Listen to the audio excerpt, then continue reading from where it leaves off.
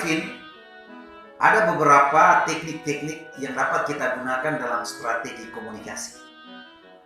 Setidaknya menurut Arifin ini ada 6 teknik yang dapat kita gunakan dalam strategi komunikasi. Yang pertama adalah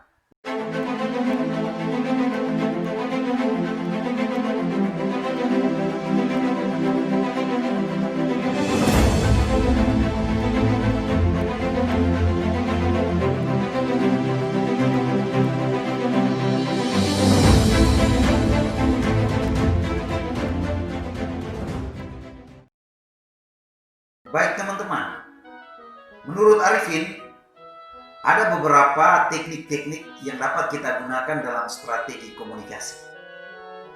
Setidaknya menurut Arifin ini ada 6 teknik yang dapat kita gunakan dalam strategi komunikasi.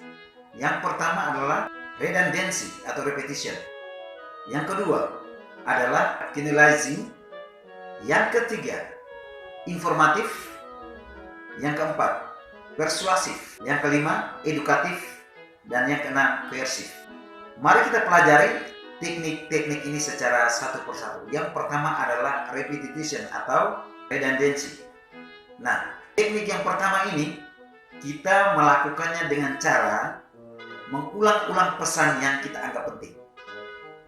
Jadi kita memberi penekanan bahwa pesan itu penting melalui pengucapan kita secara berulang-ulang kali. Nah, dengan demikian komunikan kita akan membedakan bahwa mana pesan yang tidak diulang dan mana pesan yang komunikator itu sebut secara berulang-ulang. Nah, itu akan menanamkan pemahaman kepada komunikan kita bahwa pesan yang sering diulang-ulang itu adalah pesan yang sangat penting. Oleh karena itu, segera mungkin diserapi dan diterima. Itu adalah redundancy, teknik yang pertama. Yang kedua adalah teknik generalizing. Nah, teknik ini memang terkesan agak sulit, tetapi perlu dipelajari secara mendalam teknik ini. Teknik ini adalah kita menguraikan pengaruh kelompok terhadap individu. Nah, ini mengandaikan bahwa kita memberi pesan ke dalam sebuah komunitas atau ke dalam sebuah suku yang sama atau sebuah komunitas yang homogen. Nah, komunitas yang homogen cenderung mengikat pribadi-pribadi atau individunya dengan sebuah ikatan-ikatan budaya maupun ikatan istiadat atau juga ikatan-ikatan emosional. Oleh karena itu, kita terjun melihat dulu apa pengaruh kelompok ini kepada setiap individu-individu. Lihat dulu kebiasaan-kebiasaan yang ada di dalam kelompok tersebut. Jadi kita harus beradaptasi dengan kelompok mereka. Kita masuk melalui pintu mereka. Setelah itu kita keluar, kita membawa mereka keluar melalui pintu kita. Kemudian teknik yang ketiga, informatif.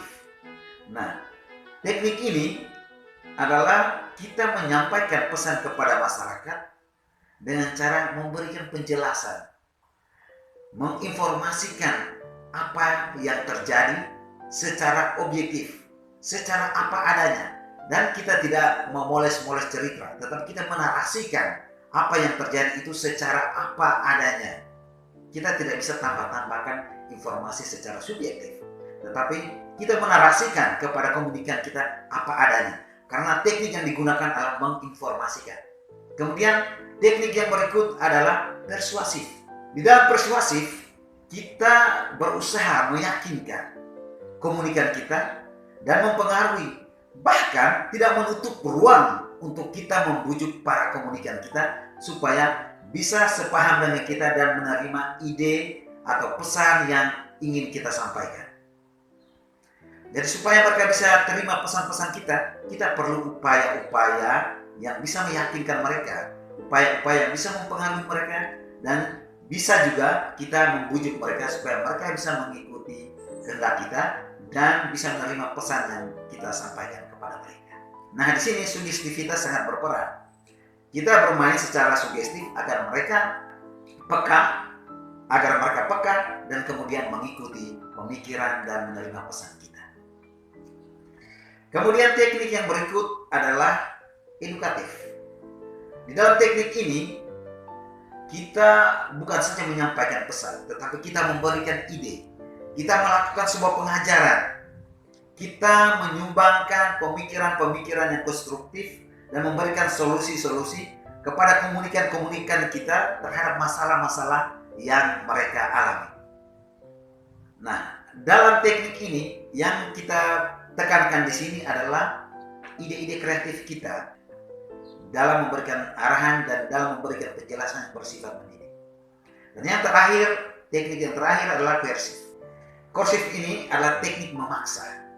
Biasanya terjadi ketika seorang komunikator atau sumber mensosialisasikan aturan-aturan atau perintah-perintah dari otoritas kepada masyarakat bawah agar bisa diterima kebijakan-kebijakan atau aturan-aturan yang mengikat itu.